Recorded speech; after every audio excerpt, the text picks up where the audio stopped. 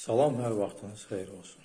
Doğrudanmı çörək yemək ziyandır? Hansı çörəkdən istifadə etmək lazımdır? İlk növbədə ağ çörək barədə fikirlərimi bölüşüm. Ağ çörəkdə glikemik indeks ən yüksək səviyyədədir. Glikemik indeks qəbul olunan qidaların qanda şəkərin səviyyəsinə olan təsirini göstərir. 1-dən 100-ə qədər olan vahiddə ölçülür. Ən yüksək glikemik indeks 70-dən yuxarı olan qidalar eyni zamanda bura aiddir. Çörək, ağ çörək bunların qanda şəkərin miqdarını kəskin artırmış olurlar. Glikemik indeks eyni zamanda iltihab yönümlü faktordur. Tez-tez deyirlər ki, şəkərdən istifadə etməyin. Məhz onun iltihab yönümlü olması burada əsas getirilir. Yüksək glikemik indeks orqanizmdə qocalma, müxtəlif xroniki xəstəliklərin əmələ gəlməsində məhz mikroiltihabı proseslər rol oynayır.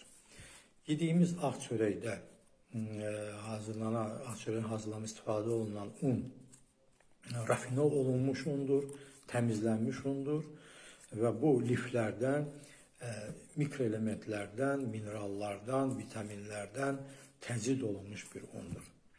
Eyni zamanda buna maya qatırılır ki, bu da kalsiumu bədəndən qovur və mədə-bağırsaq xəstəlikləri, piylənmə, qan təzyiqinin yüksəlməsinə səbəb olur. Yediyimiz ağ çörəyin tərkibində gluten vardır.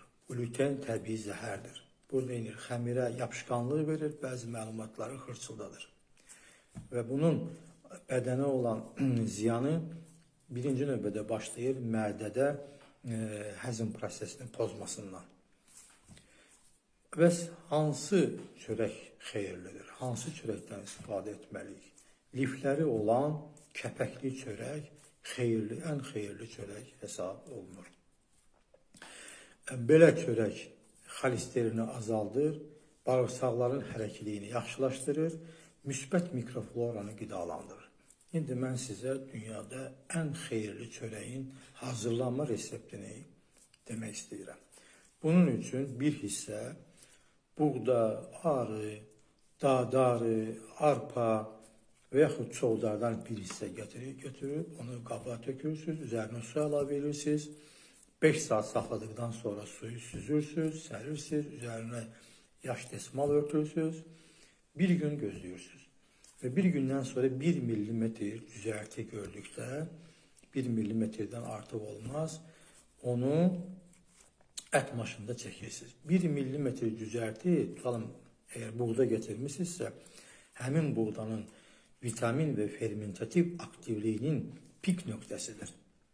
Onu ət maşından çəkirsiniz, alınan horlovaya forma verirsiniz, bir dəqiqə ona müəyyən qədər kətan toxumu əlavə edə bilərsiniz və ya qarazirət toxumu əlavə edə bilərsiniz.